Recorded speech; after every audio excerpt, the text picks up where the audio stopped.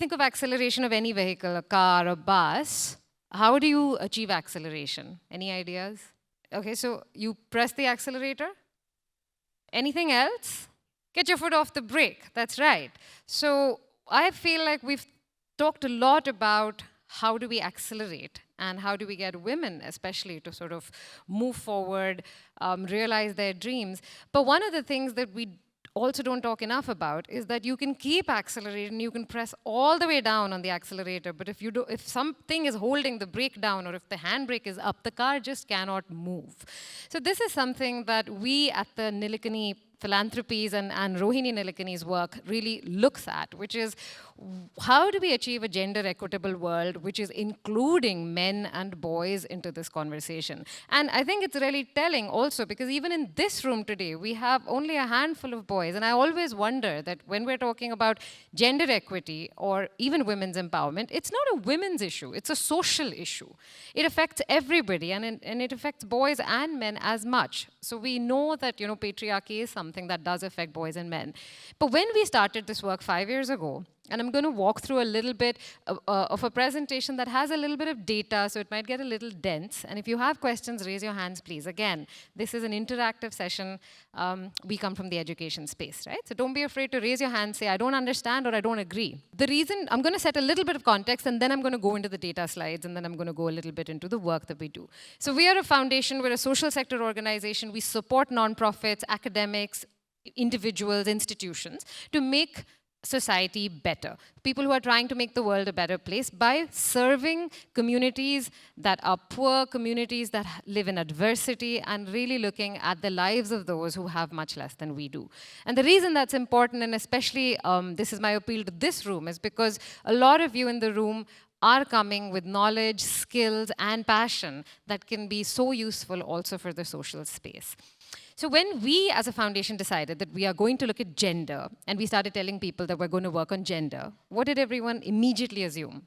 They immediately assumed that we were going to work on programs for women. And then when I would say, no, we actually work for men and men, we got a lot of pushback and we got a lot of criticism. So we stopped saying that. We said we don't work for men or for women. We work for gender equity, and we work so that all genders can realize their deepest potentials. But when we started working on this issue of what is happening with boys and men, and today it's interesting, we started this work 5 years ago, but today it feels very topical. I mean, the US election is the talking point everywhere. What's happening with masculinity globally is something that everybody is concerned with. But we started talking about it 5 years ago in India. And what we realized is that we didn't have any data. Actually, there's not that much public data on the lives of men. You can get a lot of labor bureau statistics, you can understand things like that. But because a lot of social sector research as well as social programs have gone into girls and women, there's a lot of information at least about the terrible situation that girls and women are in. But there isn't enough data on what was happening with the boys. So the first thing we did was we commissioned somebody, a researcher, to actually say, go dig up everything from the National Crime Bureau records to NFHS data. Just go look at all the public data and try to give us a picture of what's happening with boys and men. So I'm going to start a little bit with that. This is, I hope you can see my slides. This is a quote I want to share actually that comes from Rohini's thinking. And I'll give you a minute to just read it. What we found when we looked at the data was that actually health and education, boys in India are doing quite badly as well. They're not doing as well as one thinks that they are. Interestingly, in education, the OECD data shows that today there are more girls in school than there are boys. It's still being examined as to why that is the case. One of the biggest hypotheses, of course, is that a lot of boys are dropping out at the secondary level because they have to go work. And while child marriage and girls are dropping out for marriage, in some districts, there are far more boys that are dropping out because of livelihood pressures. And there are actually sort of more employment opportunities, especially you will hear this anecdotally if you have family or friends or any networks in tier 3 or rural areas in India. Because of the gig economy, a lot of boys, even as young as 13 or 14, are dropping out and coming to work at Zomato and Swiggy and so on and so forth. So the data says that there are actually fewer boys in school. The data also says that there's an equal amount of stunting. It's different types of stunting, but boys and girls both are undernourished. The data will tell you that boys and girls both are victims of child sexual abuse. So these are things that when we look at the state of the children of India, and not as boys or girls, because how we set up our children then determines what our future society is. This is the state of our children, both boys and girls. There are some things that are actually even harder for boys. And again, I really want to qualify that this is not an us versus them thing. As Kritika said, even in this, always think of the and. It's men and women. So we understand the problems with women. We've heard wonderful speakers who've articulated both challenges as well as the ways we can move forward for women. What we are advocating for is some amount of attention to look at the other side of the story, because that part hasn't been researched and that part hasn't been done enough. So when we look at things like violence, there is a kind of violence that exists in the lives of women, but there is a whole different kind of violence that exists in the lives of men. And so we looked at some of that data, and when you look at that status, you do see that deaths of all kinds, whether by suicide or by accidents, because men do work in hazardous environments. They do, even today, if you look at the construction industry, there are women in construction, but predominantly it is an irregulated, dangerous industry, and it is still predominantly staffed with men, and no one's looking at their working conditions. Of course, we know this huge crisis. Again, you might have heard it. It might even be happening in colleges that you went to. But substance dependence is a huge problem. And because of cultural norms, thankfully, girls are somewhat protected from that, and I hope it stays that way. But because boys have the freedoms, they are also at risk of much greater substance dependence. And that eventually catches up with you, as we all know, and we've seen the experiences of states in India, but also globally. This is something that we learned when we interviewed almost 100 boys across socioeconomic strata.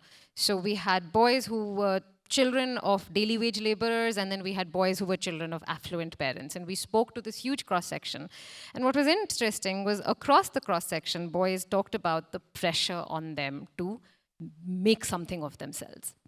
The fact that they have to earn for their families, the fact that if they don't earn as much as the women, they will not get married. So now there is this new anxiety that if I don't make money, I won't get a bride because the girls have gotten ahead.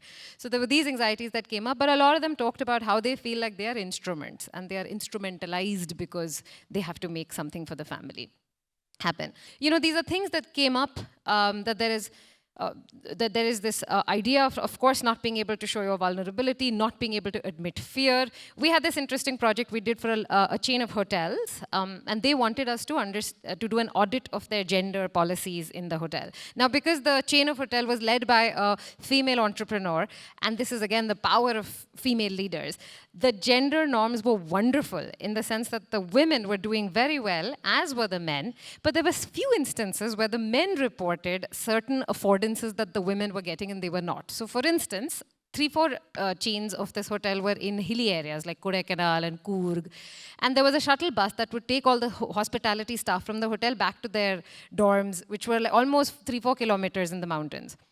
And the shuttle bus was only for women. And the men said, we also feel scared, and like a tiger can come and eat me also, and I also get tired at the end of the day. Why is the shuttle bus only for women? And so when we raised that with the female entrepreneur, so here the credit goes, she said, no, that's a great point. I didn't think about it, and that's a great point, and I will do something about it.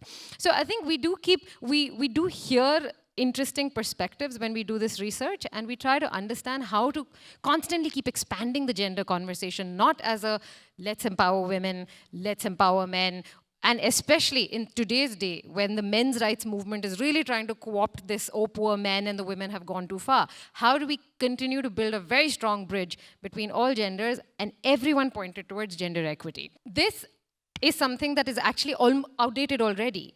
We had looked at this a year and a half or so back, and already we saw that there were ideologies that were differing between men and women in terms of what is desirable, how should you raise families, etc. And again, I'm putting it just very casually, but the American election has shown today that this kind of ideological divergence between men and women can then yield to slightly uneven outcomes. And we have to think about how to keep including boys. In India also, we have the same problem. But I'm going to try to sort of move towards what we can do about it and what can all of you do about it, right? This was gone to the last This is also going to the last slide. Right. So one of the things that we have looked at Rohini Nilekani Philanthropies is global evidence on what happens when you start talking to boys. What happens when you actually call as many boys into the International Women's Day event, into the INK Women's Day event, into all spaces where we are talking about gender equality. What happens when you call boys in? And the evidence is very clear.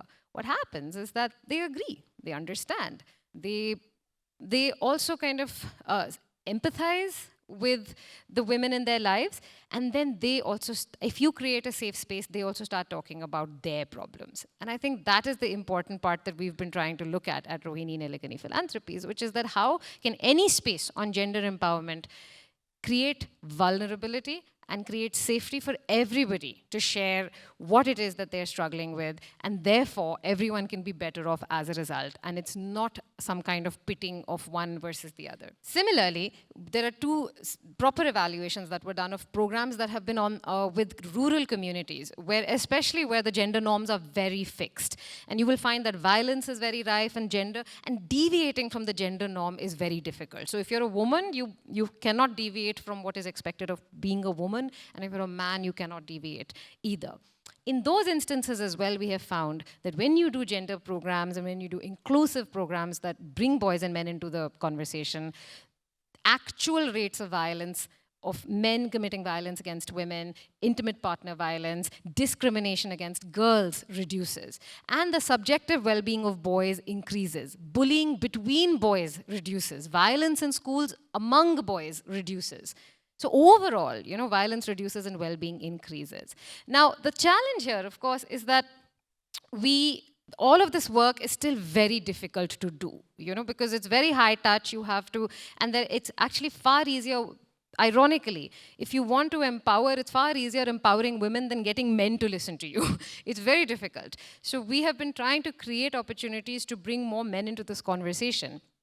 And these I'm just putting out for all of you. Many of you right now might be interested in social sector programs. Some of you in your second act, as you grow older, may want to look at this. But these are lots of nonprofits that are working, some in Bangalore, some outside. And if you're interested, do reach out to me, because young people, your thoughts, your talent is very important when it comes to taking this space of work forward. I just want to close by saying that we do a whole host of different things. So we do social programs, which I talked about. These are nonprofits.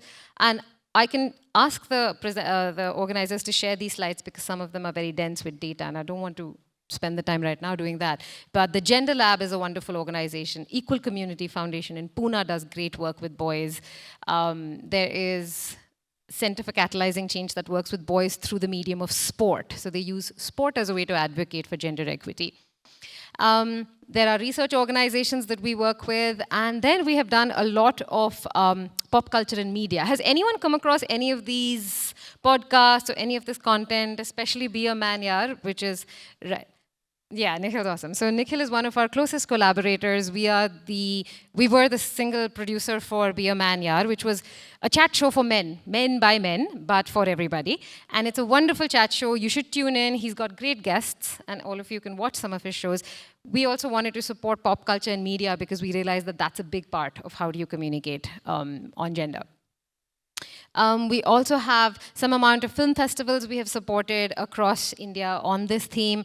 And finally, we have various ways in which you can engage right now or later.